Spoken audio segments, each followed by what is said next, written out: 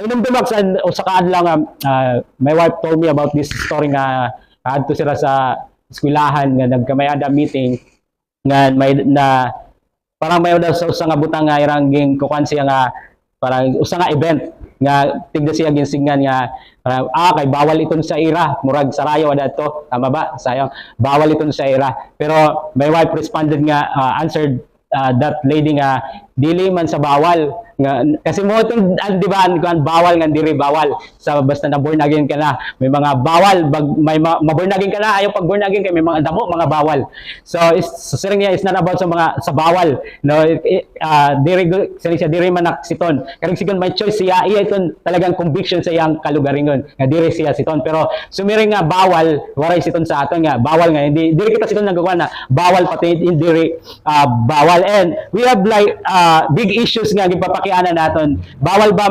magpatato bawal ba magbutang ariyo sa lalaki sa talinga bawal ba mga sunsito nga mga big question bawal ba ang usa nga Kristohanon nga magsugal bawal ba ang Kristohanon nga manigarilyo bawal ba ang Kristohanon nga ininom you know what I'm talking, dili water, di ba? Dili water, kundi alcohol. So, bawal ba iton? And so, I did not gave you, dili sa church, sa mga lista nga bawal pati diri bawal. Di ba? Kasi it becomes, yung gintatawag ito, legalistic mga rules. Ang ato relasyon sa Ginoo, diri nakadikta sa mga rules. Amen? Diri diktado sa rules. Kundi naton mga gimbubuhat sa Ginoo, as I said earlier, nga gimbubuhat naton, you are not here because obligado ka. You are obligated. You are here because your relationship sa Ginoo. You are here because you love Jesus. You are here because naranasan mong gugma sa Ginoo, and that what motivates you nga buhaton ang mga gimbubuhat mo para sa Ginoo. And so this is the big question diya sa Corinthian church na sa Corinthian church there are many temples ng mga Romano at mga Greek. May mga Roman God and Greek gods and then they have many temples na itinayo, in-establish in order na i-worship ang mga gods na linagay dito. Iba-iba ang mga pangalan nila ng gods, mga ribulto na linagay sa temple. And they sacrifice animals, they slaughter animals in order na para daw pagpalain sila ng Diyos nila and bigyan ng favor. And so then all of that meat na ginagawa doon sa temple na ini-slaughtered, one of the things that they would do is most of the temples, meron silang dining sa front where you could go in and have a meal like a local restaurant and then they have also local market na kung saan binibenta yung mga meat. Okay, anong connection nito sa panahon na ito? One of the example is yung big question, okay la ba na kaunon mo ang pagkaon nga tikang sa patron? It's like that, di ba? Na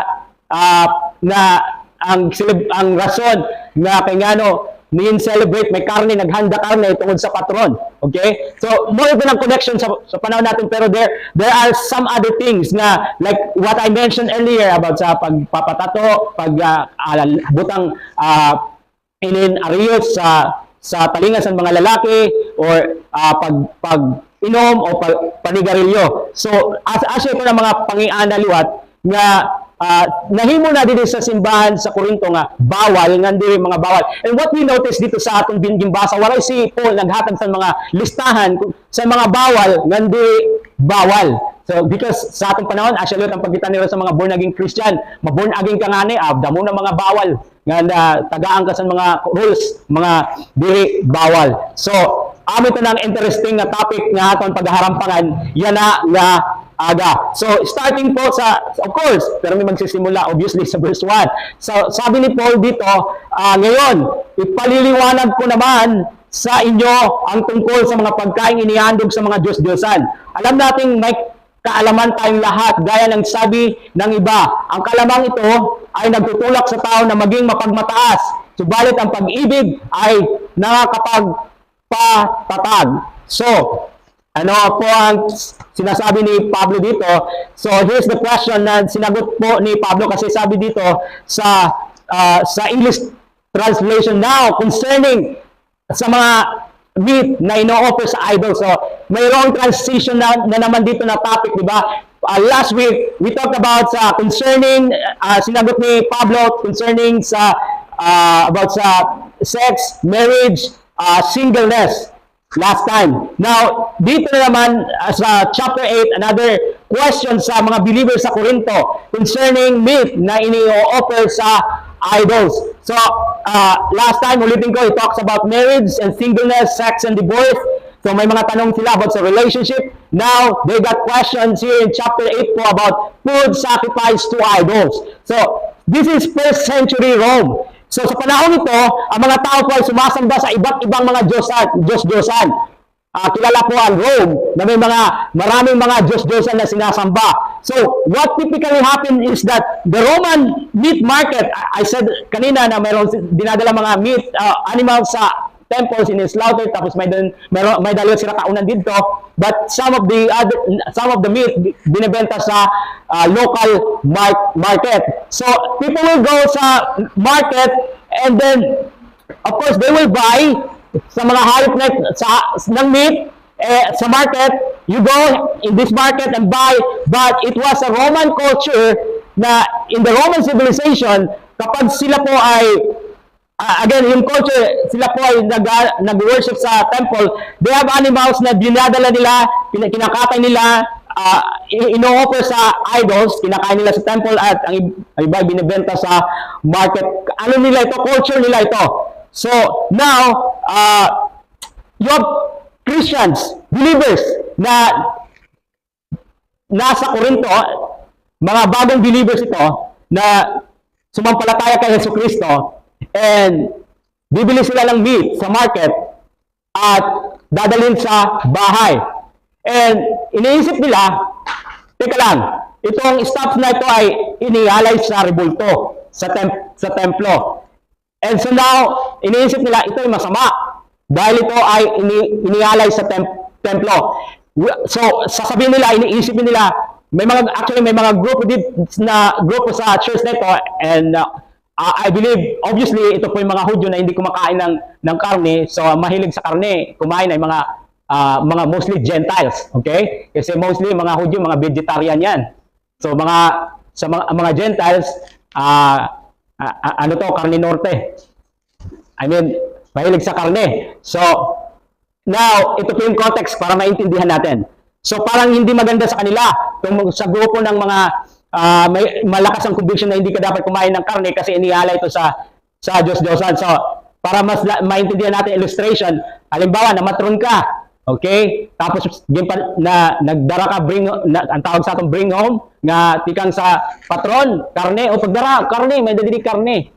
Pero, pag ulpot nimo sa balay, nahibaruan nimong imong bugto nga makusog ang conviction nga diri dapat ka nakaon karne nga ginhalad sa patron o sa Diyos-Diyosan. So dito nga simple nga pag-illustrate. So yan na pipinsaron mo ay diri nga ini maupay nga mukaon ka magdala ka karne nga tikang manini sa patron ginhalad dinhi sa Diyos-Diyosan. So mao tanan picture didi. So para masabtan naton, pero again this is yung culture ng mga in Romans day, in first century day, na inialay yung mga meat sa templo. So, now, Paul starts out this chapter by basically saying, sabi niya na tungkol sa, again, yung topic natin, topic dito, ipapaliwanag ko naman, sabi ni Pablo, ipapaliwanag ko naman sa inyo ang tungkol sa mga pagkain inihandog sa mga Diyos-Diyosan. So, ang ibibig niya dito sa passage ay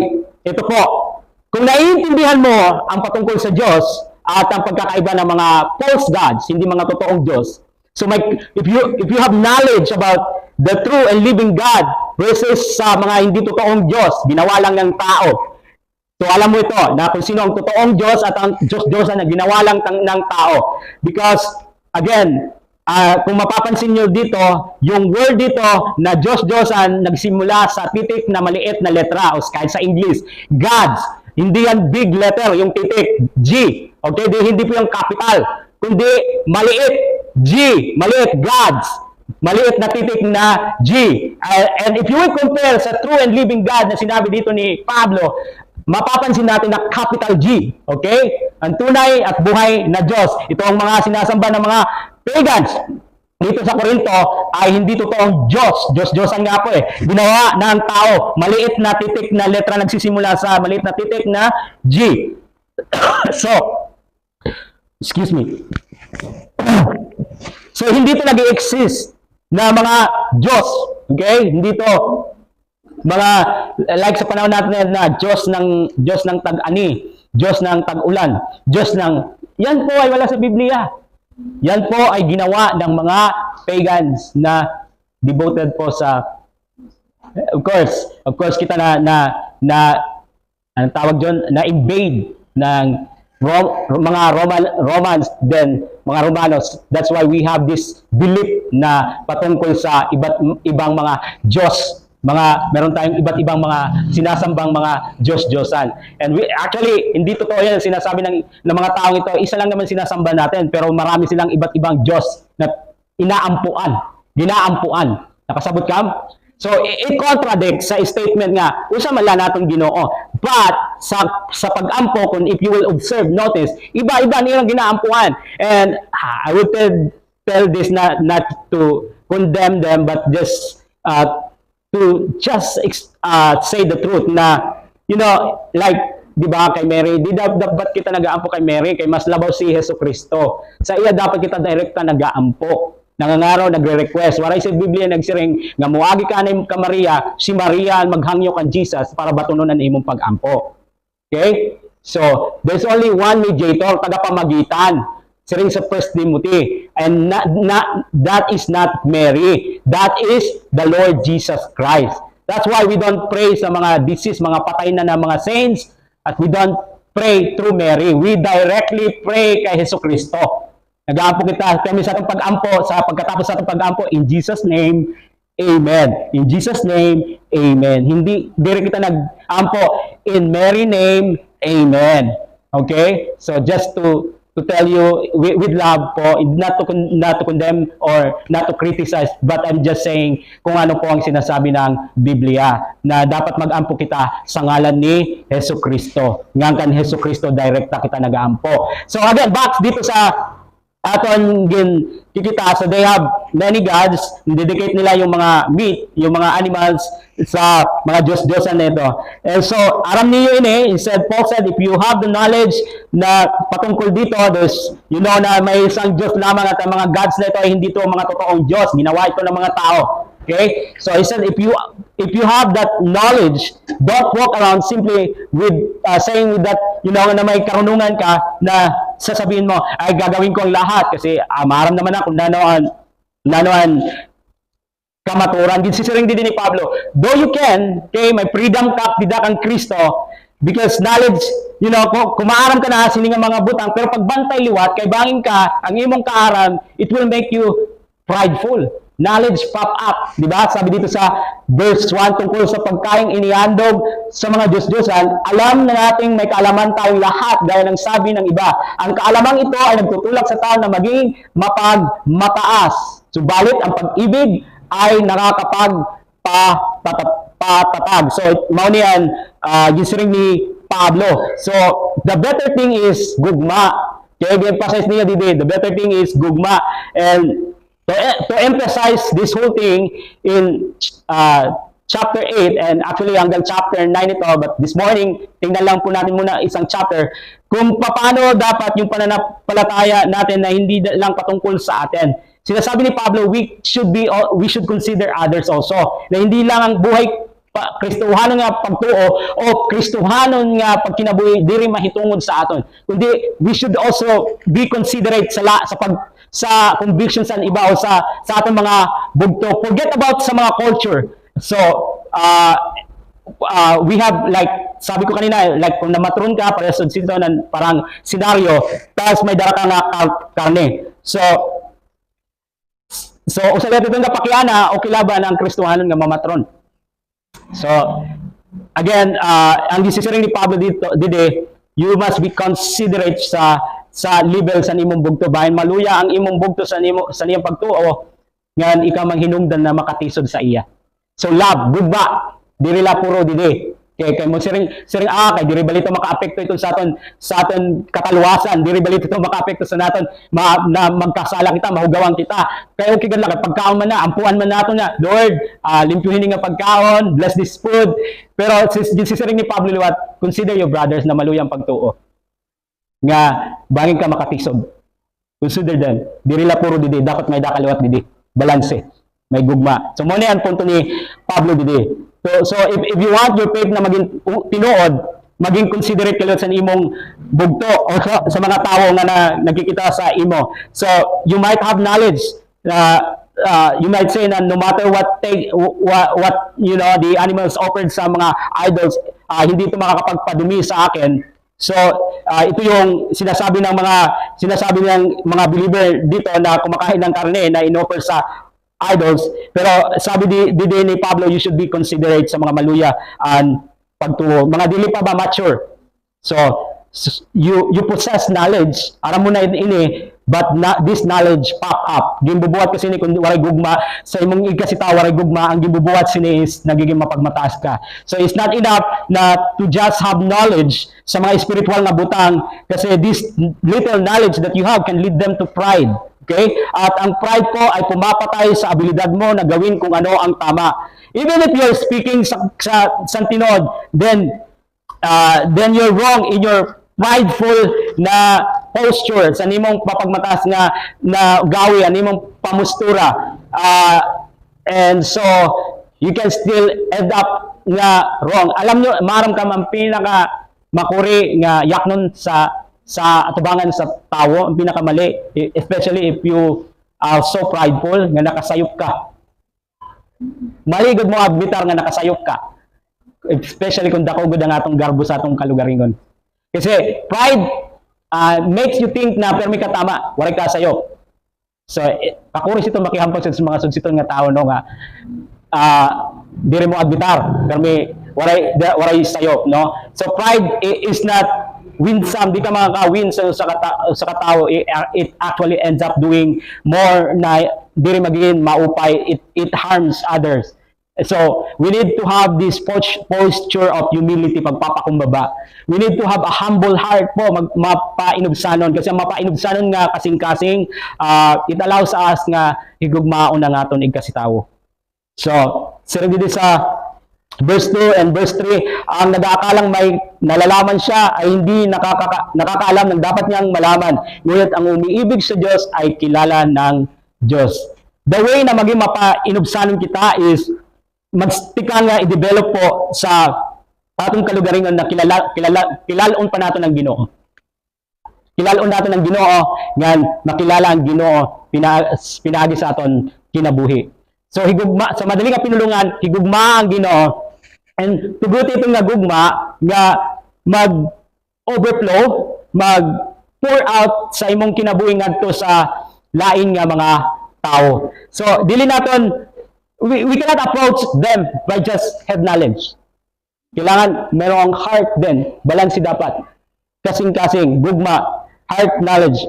Our action must be motivated po ng gugma. Diri po kanang mga rules or mga obligated ka permi or kinahanglan, our action must be motivated sa gugma, and that's how we say we are saved, di ba? Na saved kita pinagi sa gugma sa Ginoo. Walay sumirang ang Ginoo nga kinahanglan mo ni karawaton ako, kinahanglan mo gud karawaton mo ako. Kangani kung marawat sa ako ngadto ka sa impyerno. Napiritan ka kay kuan ngadto ka sa impyerno. So sige, karawaton ko na lang Ginoo kay kakuri man sila may ngadto pa sa impyerno. Dire ang labaw nga naka-motivate sa imo, nakadasig sa imo pagkarawat sa Ginoo, sa nabatian nimo namatay si Jesucristo dito sa cross para bayaran na nimo mga sala, kay sugad na lang paghigugma sa Ginoo. For God so loved the world. Tama? Gugma sa Ginoo, for God so loved the world. So mao iton ang hinungdan kay nga kung paano kita na-save tungod sa gugma sa Ginoo. So dito sa verse 2 na gimbasa naton, so yung sisir ni Pablo, if you understand na sini nga mga butang, okay, you understand na may usa lang ang Ginoo, ang tinuod nga Dios, yan ang ibang mga gods, small letter G, gods diri ni tinuod. But again, be careful na puro knowledge la Sir Paul, waray gugma liwat sa imo. So you need to be considered sa mga maluya ang pagtuo. So if you want your faith to be real, you have also to be considerate about sa laing mga tao. So verses 4 to 6, sabi dito, kaya nga tungkol sa pagkain inihandog sa Diyos-Diyosan, alam nating ang mga Diyos-Diyosan ay larawan ng mga bagay na di totoo. So again, diri po ini mga tinuod nga Ginoo, Serengide, larawan ng mga bagay kasi kita nga mga tao karuyag natin may visual, di ba? May visual. Karuyag kung makita ang Ginoo, ipakita mo sa akong Ginoo. So there are, mga gods na ginhimo para magpaalala daw kuno sa imo, may tungod sa Ginoo. So may mga larawan, may mga gods na visual para magpahinom dun sa imo sa Ginoo. So maliwanag gid ni Sir ni Pablo sa verse 4 about sa mga gods nito. Alam nating ang mga Diyos-Diyosan ay larawan ng mga bagay na di totoo. At alam nating iisa lamang ang Diyos, kahit na may tinatawag na mga Diyos sa langit at sa lupa. Marang kung sini, nakaka-relate kam sini, kay santong antes pa kam na born again, may da Ginoo, nga diro dilaing nga Ginoo gintatawag, na Ginoo sa langit at sa lupa. Okay? May Diyos ang tag-ani, may Diyos sa urahan. I don't know kung ano pa ito, ngalimutan kung ano pa itong mga Diyos nga gintatawag, nga ginaampuhan. So, maliwanag din, tinatawag ng mga Diyos at mga Panginoon ay marami. Subalit, para sa atin ay isa lamang ang Diyos, ang Ama na lumikha ng lahat ng bagay at tayo nabubuhay para sa Kanya. Isa ang Panginoon, si Hesus Kristo, at sa pamagitan niya ay nilikha ang lahat ng bagay, at sa pamagitan niya ay nabubuhay tayo. So, Paul agree with them, yes. Itong mga idols nito, the truth na itong mga idols nito ay walang kapangyarihan, walang silang gahom and authority. But even though na mga gods na ito ay hindi totoo, sabi ni Paul, tama po, hindi ito mga totoo, but maaari din yung pahintulutan na magkaroon ng power at authority ito sa buhay ninyo. Hindi ito mga totoong Diyos, pero it can have power and authority.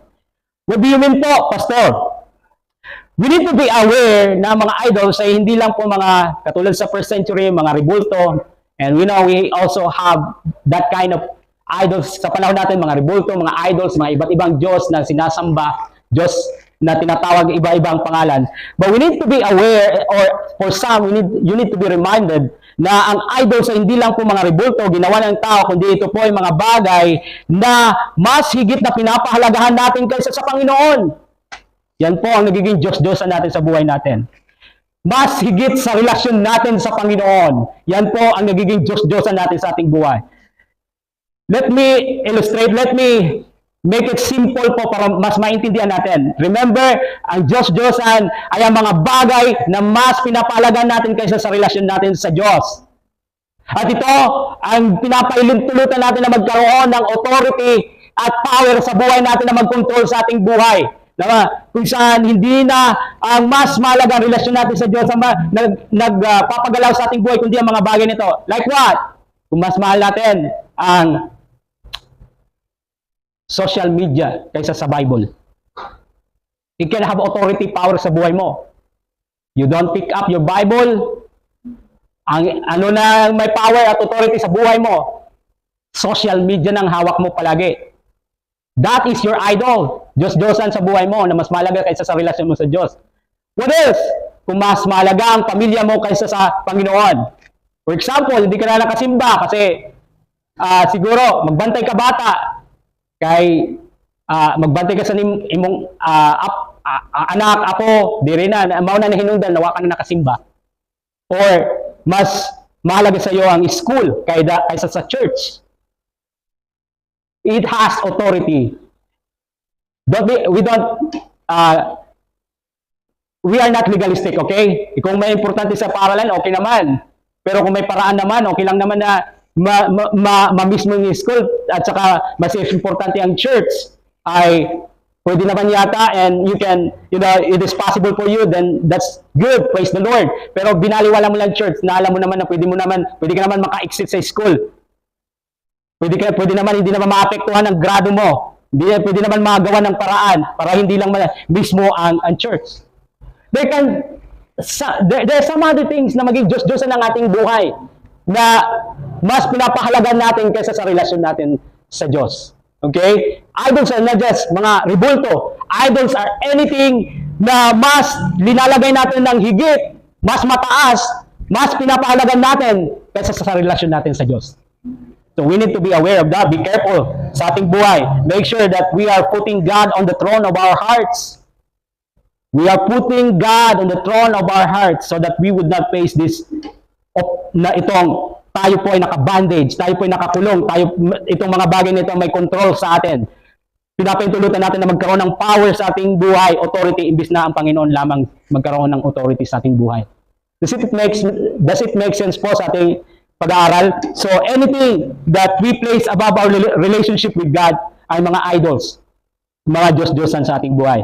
So, tingnan niyo po, balikan po natin sandali sa verse 6, sabi po dito, subalit, para sa atin ay iisa lamang ang Diyos, ang Ama na lumikha ng lahat ng bagay, at tayo'y nabubuhay para sa Kanya. Isa ang Panginoon, si Jesucristo, at sa pamamagitan niya'y nilikha ang lahat ng bagay, at sa pamamagitan din niya'y nabubuhay tayo. So, maliwanag po dito na si Jesus ay siya ang Diyos na lumikha ng lahat ng bagay. Siya po ay walang hanggan. So, as He elevates kung sino po si Jesucristo, kung sino po ang Diyos, kung sino si Kristo para sa atin, sinasabi niya dito, ito po ang dapat nating hinahawakan. Didikit na kapyot. We are clinging, kay Jesucristo. We elevate Christ sa ating buhay. Muli natin gibubuhat. We honor Christ sa ating buhay. We understand kung sino siya sa ating buhay. And so we lift Him up. We honor Him. And sa muli, siya yung binibigyan natin ng authority sa ating buhay. Kasi naiintindihan natin kung sino si Kristo. Amen? So verses 7, and then subalit hindi lahat ay nakakaalam nito. May mga taong nasanay na sa pagsamba sa mga Diyos-Diyosan noong una, kaya't hanggang ngayon, kapag kumakain sila ng ganoong pagkain, inaakala pa rin nila na iyon ay handog sa Diyos-Diyosan. Dahil mahina ang kanilang budhi, ang akala nila ay nagkakasala sila kapag kumain sila niyon. Ang pagkain ay walang kinalaman sa katayuan natin sa harap ng Diyos. Walang mawawala sa atin kung hindi tayo kumain ng ganoong pagkain. At wala rin kabutihang maidudulot sa atin kung kumain man tayo niyan. So, recognize na hindi lahat ng mga mananampalataya po ay mature, spiritually mature. May mga maliwanag dito na may mga Kristohano liwat nga maluya ang irang spiritual nga relasyon sa Ginoo. Madali la ba matisod, madali la mapakbol, madali la manluya, mga dili pa mature. Instead of, saying to them, ikaw gad nga, di ka gud man nagmamature sa nimo. Pagiging Kristohanon, waray ka upay, kaya ihan na nimo. Instead of saying that, sabi ni Pablo dito sa verse 9, sabi niya, ngunit mag-ingat kayo, baka ang paggamit ninyo ng kalayaang kumain ng anumang pagkain ay maging sanhi ng pagkakasala ng mahihina sa kanyang paniniwala. So, what matters is, ang gugma natin sa atong bugto is not about the knowledge. Hindi dapat puro karunungan. So, what matters is we care sa atong bugto. And we are helping them na mag-mature, mag-grow. For the sake of others, we are willing to give up ang atong rights and freedom para la sila mabuligan mag-grow sa Panginoon, para ma-build up sila. So, makuri ini, kay labi na kung ikaw na advance ka na ura-ura, di ba? Nag-mature ka na, tapos, and then you have brothers and sisters na maya na di pa nag-grow. It's hard maging pasensyoso sa ira, maghigugmaon sila nga kaya iha na, pero di rin lagi hapon nag-grow. But that's what the Word of God is telling us. We have to be patient po sa kanila. Kahit po weak sila sa kanilang relasyon sa Ginoo, kahit na dili pa sila nagmamature, kaya ihanan nila nga Kristohanon. And that's what the Lord is telling me as a pastor. Be patient. Be patient. And then verse 10, kung ikaw na may sapat na kaalaman ay kumakain sa loob ng templo ng mga Diyos-Diyosan at makita ka ng kapatid na mahinang budhi, okay, ibutang natin kung makita ka sa bugto nga namatron ka, Hindi kaya siya mabuyong kumain niyong kahit inihandog sa Diyos-Diyosan. Dahil sa inakala mong kaalaman ay napapahamak ang iyong mahinang kapatid na tinubos din ng kamatayan ni Kristo. Sa ganawang paraan, nagkakasala kayo sa inyong mga kapatid, kaya nagkakasala kayo kay Kristo dahil sinugatan ninyo ang kanilang budhi. Kaya nga, kung dahil sa pagkain ay tinutulak ko sa pagkakasala ang aking kapatid, hindi na ako kakain ng karne upang hindi siya magkasala. So, nanoan, yung sisiring ni Pablo didi, makita natin nga duwaray siya kumadto sa mga listahan kung nanong bawal, nandiri, bawal. Mga rules. Like today, Pastor, okay lang ba magsumayaw? Pastor, okay lang ba mamati sa mga worldly songs? Like Bedo Process. Pastor, okay lang po ba? Okay lang po ba na,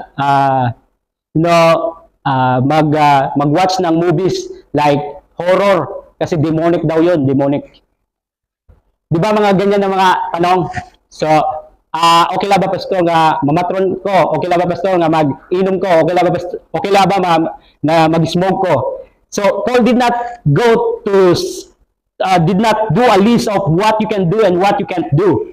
So diri mao ni nakita nato today, because if you want to be really sincere sa imong pagtuo, tinud-anay nga pag-relasyon sa Ginoo, you have to ask some questions like nano daw laan diri kinahanglan na sigong bawal nga diri bawal. Pakiana nala, nano daw lang pinsar sa Ginoo kung buhaton pini. Nano daw lang pagkita sa Ginoo, nano daw lang nasa una-una niya kung buhaton ko ino. Buhaton ko ini nga butang. Because walay kasi siring sa specifically sa Bible nga siring nga, walay specific nga siring sa Bible nga about music in particular, about secular music, about smoking, but of course, siring sa Bible, your body is the temple of the Holy Spirit, di ba? Templo ng Banal na Espiritu. But particularly, waray din siring sa Bible. And so, people want to know kung saan ini nga versikulo, and people want to know this question. So this is the church in Corinth. They are like, so it's okay na kumain nito ng mga karne na inoffer sa idol, hindi naman ito makapagpapadumi sa akin. So, instead of making a list of the things na pwede nila buhaton, nga dilip buhaton, here's what Paul does. He calls us to ask ourselves ng apat na particular na mga tanong. Okay? Hindi kailangan na sabihin sa inyo, bawal yan, hindi bawal ito. Ito na lang, we have freedom in Christ. Pero, kailangan natin tanungin ang sarili natin kung bago natin gawin ang mga bagay nito ng apat na tanong. Okay? So, ang una, may tungod sa kagawasan, kalayaan na may da kita. Okay? May damang kita kagawasan, kalayaan sa atong kinabuhi. May freedom kita dida kang Kristo. Pero, ipangyanan natin na ini. Chapter 6, verse 12. May tungod sa kalayaan natin. Okay? Chapter 6, verse 12. Nabasa na natin po ito, napag-aralan na natin ito last time, pero nice ko pong i-remind. Sabi dito, verse 12. Chapter 6, verse 12. May magsasabi, malaya akong makagagawa ng kahit ano. Ngunit ang sagot ko naman ay hindi lahat ng bagay ay nakakabuti. Okay? So, maybe you're asking, pwede ba ako magpatato? Sa Amerika, okay man ito magpatato. Or ay may Istanbul kay culture man ito nila. Didi sa aton, or nano ba ito nga mga pakiana pa naton? Yan na dako nga pakiana. Yan na, ipakiana ni mo. Didi, makakabuti ba ito sa akon? First question. Makakabuti ba ito sa akon? Makakaupay ba ito sa akon? So, siring niya, malaya kung makagagawa ng kahit anong, ngunit ang sagot ko naman ay hindi lahat ng bagay ay nakakabuti. Okay, so, in terms of what are okay, or what are the things na sa mata sa Ginoo, na okay ba ini, what is specific na commandment about, pero, again, he's trying to get a license with this life na sinasabi dito niya ng isang mananampalataya, I can do anything sa aking buhay, may freedom ako, may liberty ako, may kalayaan ako, may kagawasan ako. Pero kung ang imong kagawasan, kalayaan, mao sa imo ang magdudulot nga magduso sa imo pag pinakasala, makakaupay ba iton sa imo? Okay, we have freedom sa kagawasan, pwede mo buhaton kung nanay mo karuyag. But if it will indulge you sa simple nature mo, it is clear about didi na diri ini maupay, dili nakakaupay sa imo. He wants, so pakiana kita, we want to know, how do I know kung okay la ba ini nga buhaton? And one of the questions we are to ask sa atong mga kalugaringon, makaka-benepisyo ba ini sa akon? Makakaupay ba ini sa akon? Okay? We are not just talking sa ating physical, but also sa spiritual na relasyon. Kasi may mga bagay na imubuhat natin na nakaka-apekto na sa ating physical. Di ba? Like, siguro, kung mahilig kita mag-inom, naapektuhan natin atay. Kung mahilig kita mag-kuhan, naapektuhan na natin baga. So, it's not just sa physical, kundi sa ating spiritual na relasyon sa Ginoo. Ipakiyana, di rin na kinahanglan nga, sigong ka, ay bawal ito. Wala kita siton sa Kristohanon. May kagawasan kita. Wala kita mga rules na ginsissiring, pag nabulnagin ka, bawal, damo mga bawal. Wala, may kagawasan kita. Pero, para ini sa imong kalugaringon, mga kaupay ba ito sa imo?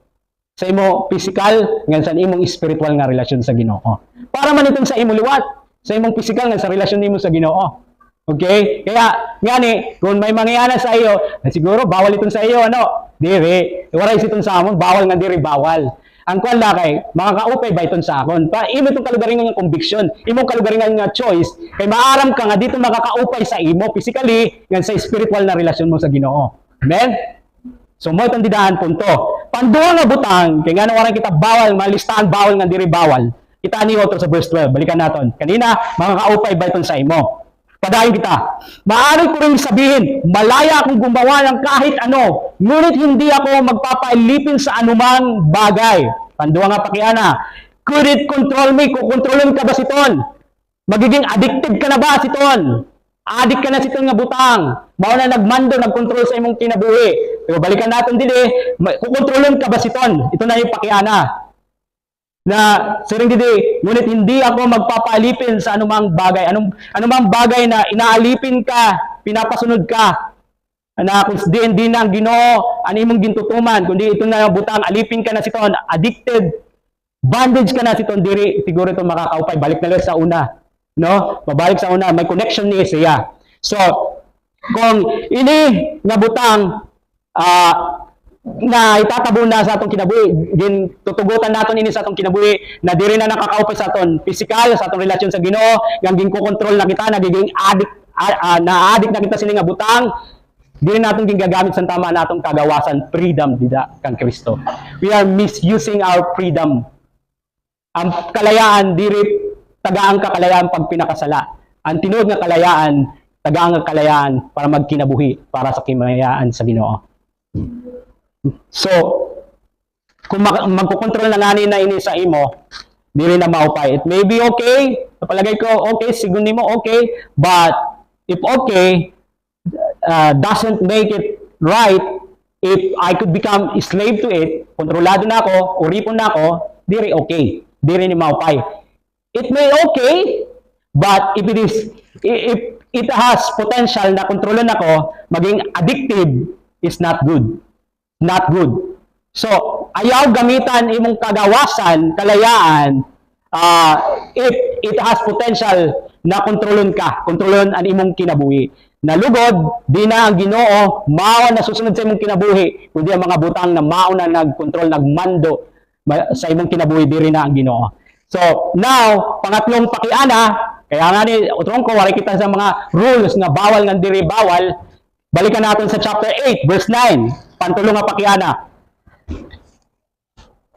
Chapter 8, verse 9. Ngunit mag-ingat kayo, baka ang paggamit ninyo ng kalayaang kumain ng anumang pagkain ay maging sanhi ng pagkakasala ng mahihina sa kanyang paniniwala. Take note, maging sanhi ng pagkakasala ng mahihina sa kanyang paniniwala. Makatisod ba? Makatisod sa laing tao nga maluyaan, so, lalo na sa bugto, specifically in context sa bugto nga, very pa mature sa Ginoo, bago pala ako marawat sa Ginoo, tapos nakikita ang kaniya sa lugar nga di angay dapat kadtuan, tapos wala na siya nagdayon pagsimba, kay tungod, diri man ngayon maupayan born again, Christian, di man maupay, waray man ngayon pinagkaiba, so natisod sila, waray na magpadayon. So, challenging ini nga pakiana, pakiana natin, kung buhaton mo ini, yes, may kagawasan ka, may daka freedom, pero ipakiana liwat, antes ni mo buhaton, kung buhaton mo ini, di ba ini makakatisod sa lain nga tawo? Di ba ini makakatisod sa lain nga tawo? O maging hinungdan hinoon na ikaw naging rason na maitaboy sira paharayo sa Ginoo. Kaya tungod sa diri maupay nga ehemplo nga nakita niya. So mo ito na ikatulo nga pakiana. So usa ini nga hamon sa aton nga pakiana nga ang Kristohanon diri mahitungod la sa aton. Diri mahitungod sa imo perme. Kaya kung mahitungod din sa imong perme, magiging makasarili kita. Waray gugma sa atong kinabuhi. Maaari may knowledge kita, karunungan, pero waray bidi.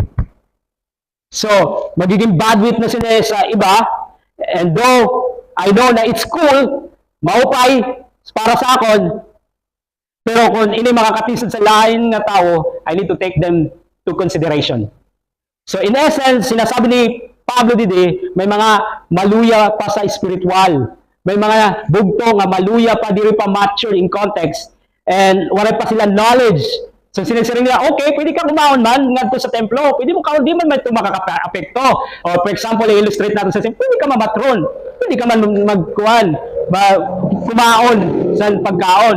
Pero, ipakiana, kung may daba, usa nga tao nga nagkikita sa imo nga gikikita ka nga usa nga bugto nga gikikita nila nga susbaranan sa ilang pagsunod kan Kristo. Kung ikaw maghinugdan na matisod sila for the sake sa gugma, ayaw na buhata. Muna ang gisisiring ni Pablo didi. So, buhata, nawaray ka matitisod nga bugto. Okay? So, recognize that the better thing is love builds up sa bugto. Gugma. Ang gugma importante. So, mao niyan ikatulo nga pakiana. This is being sensitive to other people around us. So, sa maging considerate sa irang pagtuo. Now, let me read po sa Romans chapter 14 verse 15. This is the same issue din na inaddress din ni Pablo sa aklat ng Roma. Roma kapitulo 14 versikulo 15.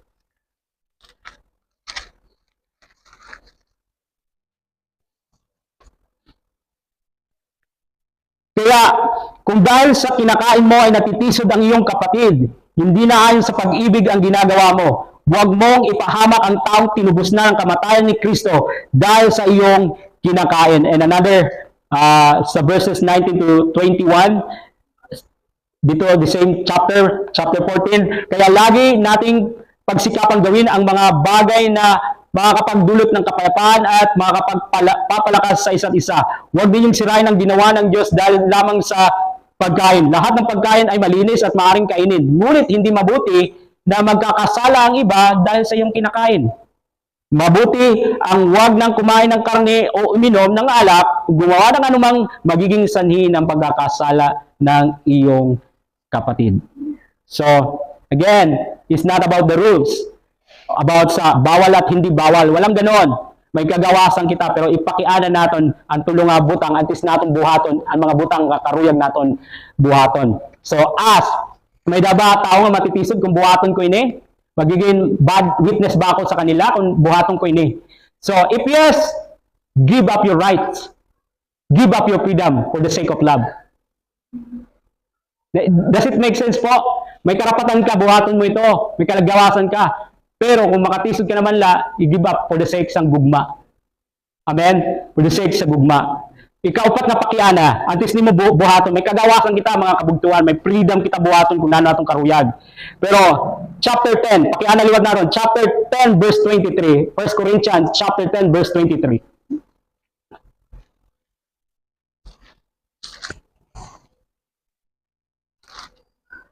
Meron namang magsasabi, malaya akong gumawa ng anuman, ngunit hindi lahat ng ito ay nakakabuti.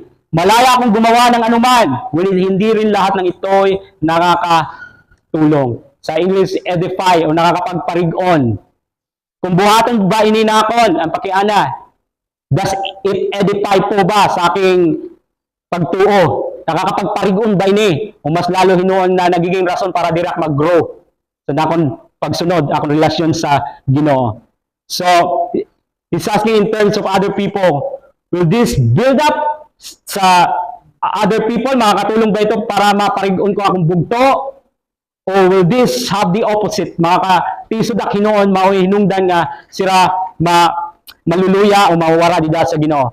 So if we answer any of these questions, then if we say yes, no, ginggagamit natong kagawasan naton sa diri tama kon, di naton gingko-consider ini nga mga pakiana. We're misusing our freedom. So we have to ask these 4 questions bago naton buhaton ng mga butang nga aton karuyag pagbuhaton. But remember, in conclusion, Christian faith is not about seeking our own good, but also the good of others. Diri ni mahitungod sa aton mahitungod din niliwat sa aton mga bugto for the sake of love. For the sake of love. That's how we are saved po. We need to allow others na maranasan nila maging instrumento kin sa gugma sa Ginoo. Amen. So, ayan naton pahintulutan nga una sa back sa aton gipakiana na buhaton naton ang mga butang nga diri nakakabulog sa aton physically and spiritually. Ayaw natin tugutan nga may magmando sa aton, mag-control sa aton. Ini nga mga butang mag-control sa aton. Hinaot na may authority sa atong kinabuhi, may power, tugutan naton sa atong kinabuhi kundi ang Ginoo. Ayaw natin tugutan for the sake of love nga kita maging hinungdan para makatisod sa laing nga tao. And lastly, ayaw natin tugutan for the sake of love nga maghihinungdan kita para ang iba nga ang atong bugto diri dida mas mag-rig on dida sa pagpangalagad sa Ginoo, diri ma-edify kundi maging instrumento kita para madasid naton sila ngan maparig on sa pagpangalagad sa Ginoo. Again, remember, ang Kristohanon nga pagkinabuhi diri may tungod sa atong kalugaringon. Me, I, may tungod dinhi liwat, may tungod dinhi para sa iba. For the sake of love, i-consider naton ang laing nga tao. So that's it, answer. May tungod sa mga tanong, Pastor, magpatato ba ako? Okay ba? Pastor, magkuhan ba ako? Mamati ko wordly songs? Okay ba sumayaw? Pastor, okay ba mag-inom? That's it, answer po. Naliwanagan po tayo. Ask those 4 questions. Hindi ko kinahanglan nga magsiring sa iyo, bawal iton, diri bawal iton. Okay? So, that's it. Beneficial ba ini sa imo? Diri ba ini magkokontrol sa imo? Diri ba ini makakatisod sa lain nga tao?